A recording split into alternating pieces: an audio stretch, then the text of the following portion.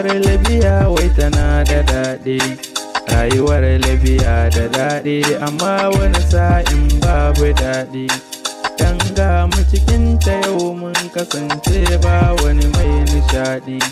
Kunce da bakin ciki ji nake yi matan kar na faɗi.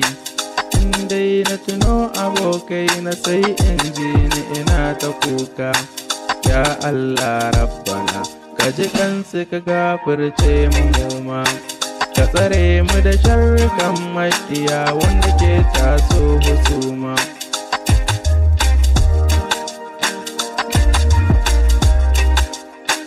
In dai ka shigo Libya baka yanci sannan baka kima.